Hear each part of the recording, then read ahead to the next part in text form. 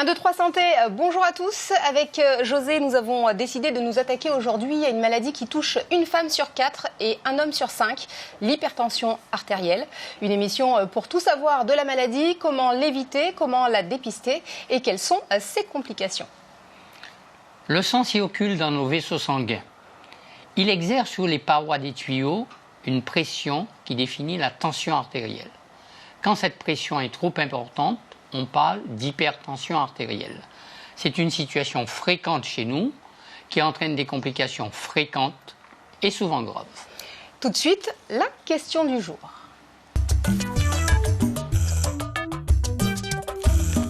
Peut-on être hypertendu sans le savoir ?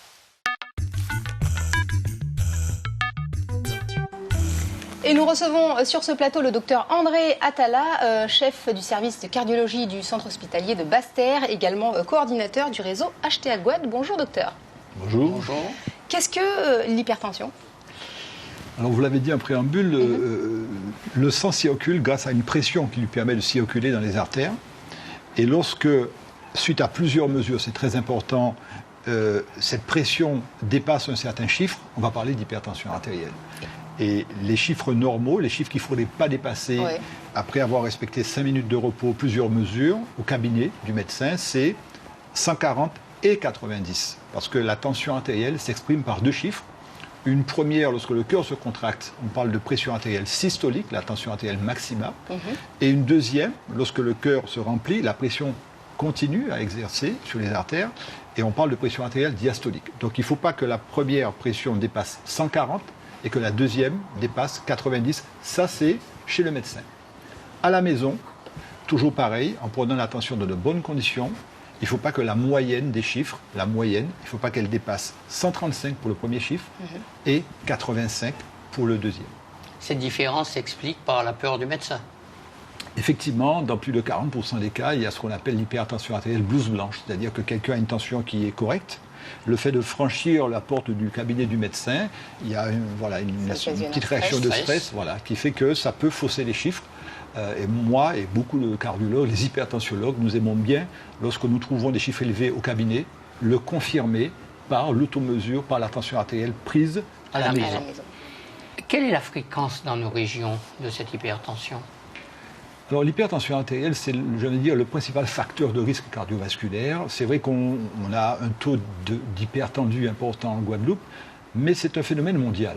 Et notamment les pays émergents sont en train de payer un lourd tribut à l'hypertension artérielle. Dans le monde, c'est à peu près aussi 25% chez l'adulte. On vient de passer le cap d'1 milliard d'hypertendus à travers le monde. Et en France, c'est 12-13 millions d'hypertendus.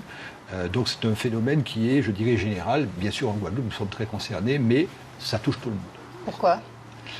Pourquoi ? Parce que le mode de vie a beaucoup changé, déjà. Et il y a ce qu'on appelle les facteurs qui vont favoriser cette hypertension artérielle, même si le plus souvent, on ne trouve pas de cause. Il n'y a pas vraiment de cause à l'hypertension, le plus souvent. Dans des rares cas, on pourra, avec un bilan, trouver des causes. Mais le plus souvent, il n'y a pas vraiment de cause d'hypertension. J'ai envie de dire que le principal facteur favorisant l'hypertension artérielle, c'est l'âge. Plus on prend de l'âge, plus les artères sont un peu plus rigides, et plus on va avoir un risque d'hypertension. Mais il y a aussi des facteurs qui peuvent favoriser cette survenue d'hypertension artérielle. L'alimentation. Voilà, alors l'alimentation peut jouer, la sédentarité. Voilà, quelqu'un qui est très actif aura moins le risque de devenir hypertendu. Le surpoids. Quelqu'un qui est en surpoids par rapport à quelqu'un qui a un poids normal aura 2 à 3 fois plus de risque d'être hypertendu. Donc ce sont des facteurs qui favorisent. Bien sûr, une consommation excessive de sel, une consommation excessive d'alcool peuvent favoriser. Ce sont des facteurs qui favorisent, mais vous avez des gens qui sont ni hypertendus, qui ne boivent pas d'alcool, qui sont actifs et qui sont, malgré cela, hypertendus. Voilà. On parle d'hypertension idiopathique, on n'a pas trouvé de cause, mais on sait comment agir et on sait comment la traiter. Alors, cette hypertension, quels sont les signes qu'on retrouve généralement quand quelqu'un est hypertendu ? Alors, c'est une très bonne question parce qu'il y a des fois où, on va dire 50-50. Une fois sur deux, quelqu'un peut faire de l'hypertension, il est hypertendu, et il ne ressent rien du tout. Donc, il est important de faire du dépistage, surtout si on est d'une famille hypertendue. Il faut peut-être déjà à l'âge de 40 ans, 35-40 ans, se faire de temps en temps dépister, faire une mesure de la tension artérielle. Et il y a une moitié des gens qui, eux, vont avoir ce qu'on appelle les signes fonctionnels d'hypertension artérielle. C'est quoi?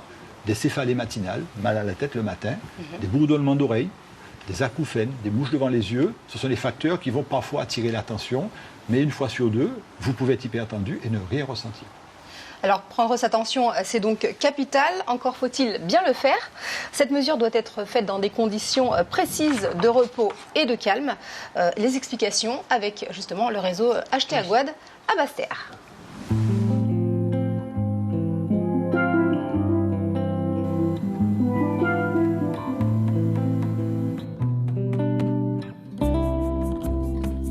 Madame Govindama, infirmière du réseau, nous donne les recommandations nécessaires pour une bonne automesure de la tension à la maison.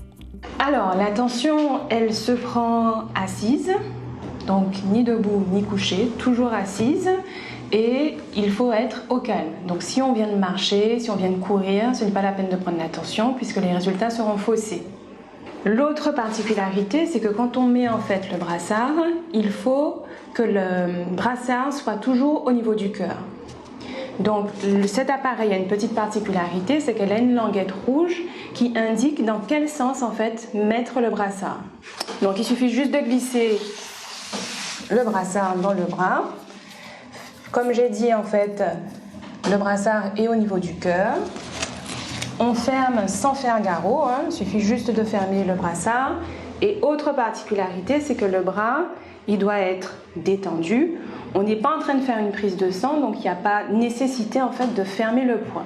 D'accord? Donc il faut vraiment être le moins tendu possible. Ça gonfle. Très souvent en fait, quand on regarde la tension, on s'intéresse juste au premier chiffre et pour nous, il suffit en fait de voir le premier chiffre pour dire si oui ou non la tension elle est haute. Il y a deux chiffres à regarder. Il y a deux pressions. La première qui correspond quand le cœur éjecte le sang et la deuxième quand le sang revient au niveau en fait du cœur. Voilà. Donc, ce qui est intéressant en fait dans la tension artérielle, c'est ces deux premiers chiffres. Le troisième chiffre indique juste donc les pulsations. La tension à la maison ne doit pas dépasser 135 mm de mercure concernant la systolique, 85 mm de mercure concernant la diastolique. Donc la tension, c'est très simple à prendre. On n'a pas forcément besoin en fait d'un soignant pour prendre la tension, on peut prendre la tension tout seul. Donc l'objectif de l'automesure de la tension, c'est de démasquer l'effet blouse blanche. Pour cela, il faut suivre la règle des 3 qui consiste à prendre la tension 3 fois de suite, 3 fois le matin, 3 fois le soir. Pour cela, on a mis en place un relevé d'automesure qui permet aux patients d'indiquer donc les 3 mesures prises le matin, les 3 mesures prises le soir pendant 3 à 5 jours. À partir de ce relevé, le médecin traitant peut faire donc une moyenne de toutes ces mesures pour avoir une réelle idée en fait de la tension de son patient.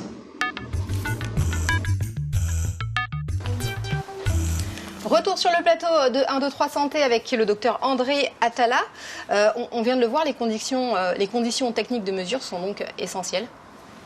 Oui, tout à fait. Elles sont simples, puisque l'appareil, il suffit d'appuyer sur un bouton et puis de bien installer le brassard, et ça vous permet d'avoir directement la mesure. Alors, il ne faut pas, quand on a un appareil d'automesure, s'amuser à prendre la tension tous les jours. On va stresser pour rien. Ce que conseille la Société française d'hypertension, c'est la règle des 3. C'est-à-dire 3 mesures le matin, après 5 minutes de repos. C'est très important. Téléphone débranché, on est détendu. On fait 3 mesures d'affilée après les 5 minutes, avant de prendre ses médicaments du matin. 3 mesures le soir, sur 3 jours. Et là, vous notez tous les chiffres. Et lorsque vous allez voir le médecin, vous lui amenez les chiffres. Il sera heureux de savoir quelle est votre moyenne à domicile, à condition que ce soit fait de la bonne condition. Donc, 3 fois le matin, 3 fois le soir, sur 3 jours, le minimum. Et après 5 minutes de repos. Il faut attendre 5 minutes de repos avant de commencer la mesure. Le malade est en position couchée, en position assise. Alors, assise. Il faut qu'il reste assis parce qu'il se met assis. Assis, détendu. Voilà, détendu. Il a le brassard et puis il appuie sur le bouton.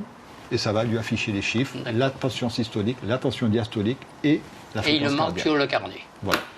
À partir de quel âge il faut faire vérifier sa tension régulièrement? Alors, lorsqu'on est d'une famille hypertendue, vers 35-40 ans, c'est important de commencer ce dépistage. Et si la tension est normale, c'est bon. Mais c'est conseillé 35-40 ans si on est issu d'une famille d'hypertendus. Est-ce que les hommes ont une tension généralement plus élevée que les femmes ? Alors, en Guadeloupe, c'est une particularité un peu caribéenne. Les études qu'on a menées l'ont bien montré. On se différencie un peu de l'Europe. L'hypertension artérielle est plus fréquente chez la femme que chez l'homme, pour 2 raisons. La sédentarité est plus importante chez la femme antillaise. Pourtant, nous sommes une terre de champions, et des champions, on en a eu. Le surpoids est plus important chez la femme, et ce sont des facteurs qui favorisent. Par contre, cette prise en charge, et on l'a bien montré dans les études, est bien meilleure chez la femme que chez l'homme. La femme va mieux suivre le conseil du médecin, va mieux faire le dépistage de son hypertension artérielle et va mieux adhérer au traitement médical. Et donc on a des patientes, des femmes qui ont des chiffres de tension sous traitement bien mieux que chez les hommes. Est-ce que le stress aussi peut influencer la mesure de la tension ? Alors, au moment où on prend sa tension, il vaut mieux être détendu, parce que si on vient d'avoir une mauvaise nouvelle, si le téléphone vient on sursaute, c'est normal que la tension varie. Ce que je voulais dire, c'est est-ce que nos vies stressées favorisent l'hypertension ? Oui, alors le stress, une situation de stress peut favoriser l'hypertension artérielle. C'est quelque chose de difficile à évaluer, le stress, parce qu'il y a des gens qui sont stressés mais qui assument bien. Voilà, il y a des gens qui vont bien gérer, d'autres non. Mais vous l'avez bien dit, il est important de mesurer sa tension artérielle en dehors de toute situation de stress, même si le stress de manière chronique peut retentir sur l'hypertension artérielle et favoriser une hypertension artérielle. Il faut bien dire aussi qu'au point de vue physiologique même, il y a des variations normales de la tension artérielle, d'où la notion de repos, comme vous avez dit. Tout à fait. Quels sont les facteurs de risque de cette hypertension ? Alors moi, je parlais plus de facteurs favorisant l'hypertension artérielle. Il y a des facteurs qui vont favoriser la survenue de l'hypertension artérielle sans être vraiment une cause d'hypertension.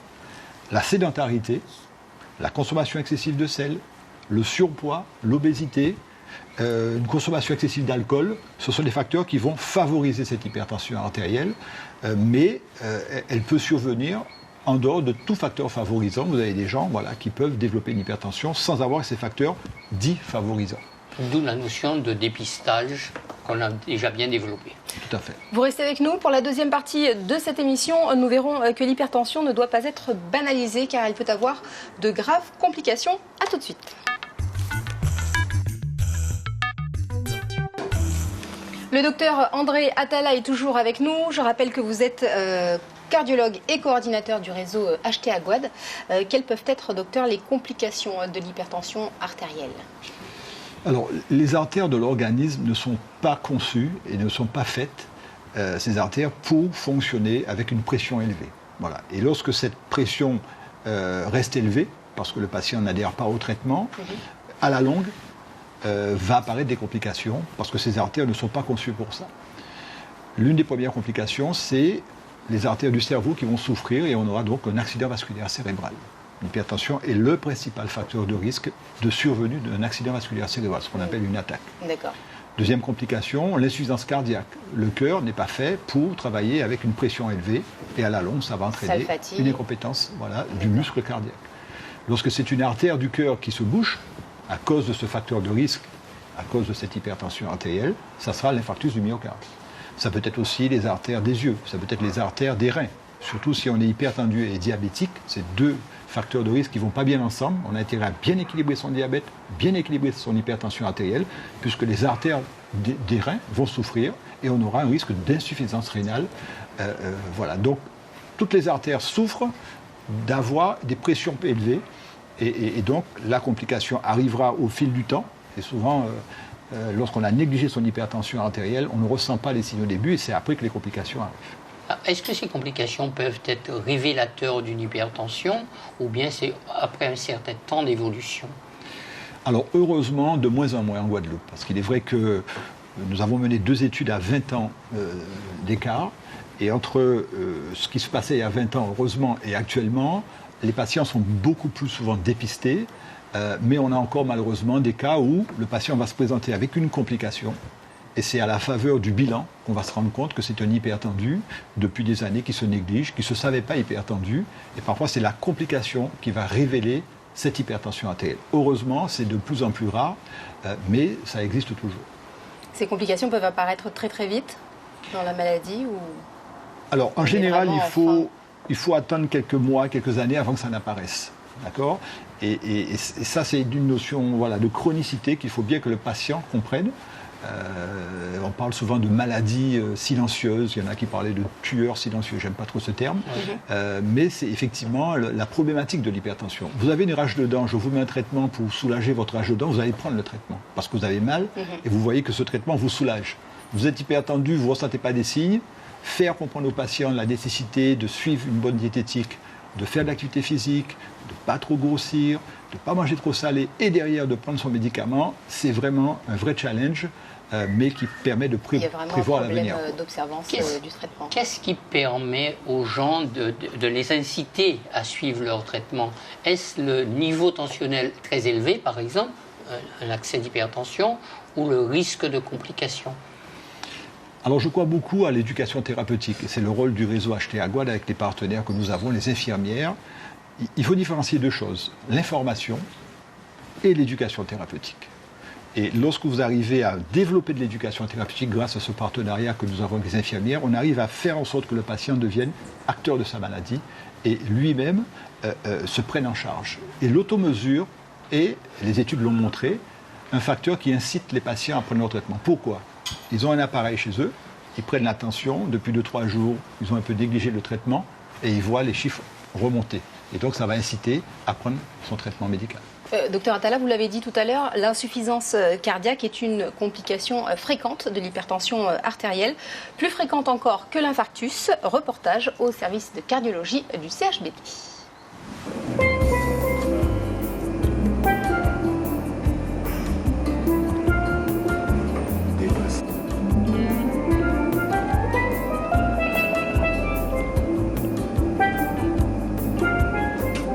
Une des conséquences de l'hypertension artérielle est l'insuffisance cardiaque. Le docteur Narcisse Moussinga, cardiologue au CHBT, nous fournit des explications.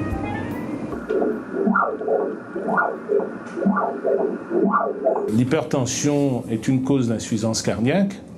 L'insuffisance cardiaque, c'est une insuffisance de fonctionnement de la pompe cardiaque qui est chargée d'envoyer le sang dans tout le corps. L'élévation de la pression artérielle permanente, c'est ce qu'on appelle l'hypertension artérielle. Et donc la pompe, à force de pomper dans un circuit à pression élevée, finit par se muscler, par se dilater et ensuite par se fatiguer. Et ainsi, sa fonction de pompe diminue et donc il n'arrive plus à alimenter l'ensemble de l'organisme. C'est ce qu'on appelle l'insuffisance cardiaque. La pompe ne subvient plus aux besoins de l'organisme en sang et donc en oxygène. Tout au départ, on a d'abord un essoufflement à l'effort. On est essoufflé quand on fait des efforts importants, puis on est essoufflé quand on fait des efforts minimes, et finalement on est essoufflé quand on est assis, et surtout qu'on est couché. C'est le dernier stade de l'essoufflement dans l'insuffisance cardiaque. Mais si la maladie continue à évoluer, va apparaître des œdèmes au niveau des membres inférieurs, peut apparaître aussi un gros foie douloureux, et si on va encore plus loin, le cœur ne faisant plus son travail d'alimentation des organes, on va arriver à une sous-alimentation en sang et en oxygène de l'intestin et pour la digestion, et on peut avoir des manifestations de type ballonnement abdominal, constipation ou baisse de l'appétit, inappétence comme on dit. Donc les signes sont variés. Ils peuvent, au niveau de l'essoufflement, secondaire, il peut être au niveau de l'apparition des œdèmes, et chez les sujets âgés, on peut même apparaître des confusions mentales parce que le cerveau n'est pas assez alimenté en sang. Ce qui est sûr, c'est que l'hypertension artérielle est très fréquente en Guadeloupe, c'est 25% de la population. C'est 2/3 de la population après 60-65 ans. Et l'importance de cette hypertension associée aux autres facteurs de risque, parce qu'il ne faut pas non plus oublier le diabète, la sédentarité, le surpoids, l'obésité, la prévalence de tous ces facteurs de risque fait que effectivement les maladies cardiaques sont de plus en plus fréquentes, et dans les maladies cardiaques, effectivement, l'insuffisance cardiaque. Donc tant qu'on ne maîtrise pas ces facteurs de risque qui sont en train d'exploser du fait du changement de mode de vie principalement, on aura une augmentation sans cesse des maladies cardiovasculaires et donc de l'insuffisance cardiaque.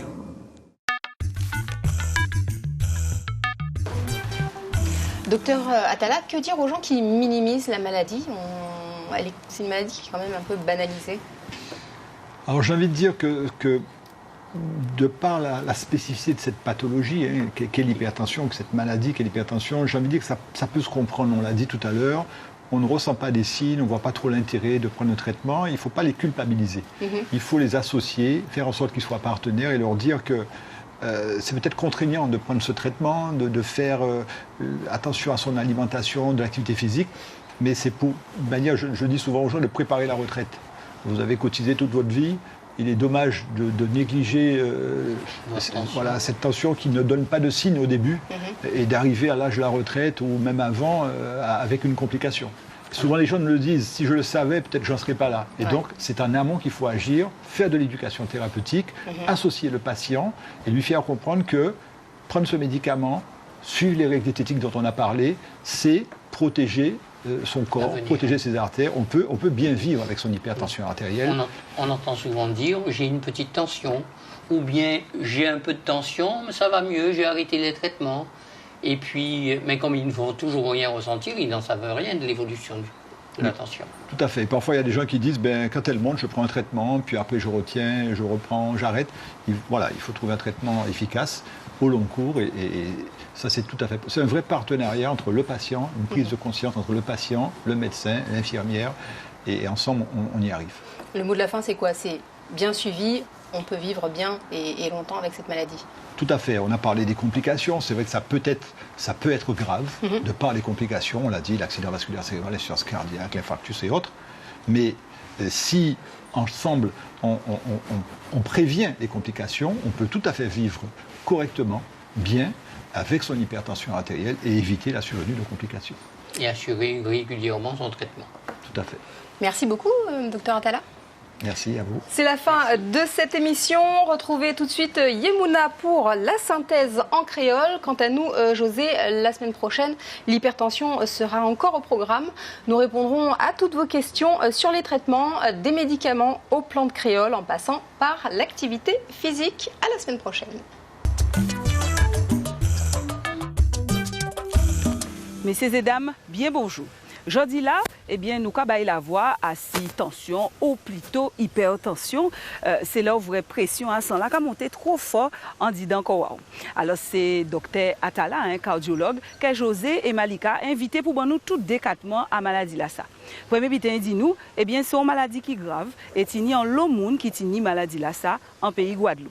Mais la maladie là ça plus dangereux, eh bien c'est que là où il a commencé, il pas ba grand signe, il pas faire des ordres. Or de temps en temps, tête au fait mal ou que tant oreilles au ka souffler ou que tant chair ou que senti chair au ka battre plus vite, mais pour détecter maladie là ça comme il faut, eh bien il faut prendre attention aux dont auquel vont appareil et aux techniques spéciales. C'est travail là ça quelqu'un fait acheter à Guadeloupe.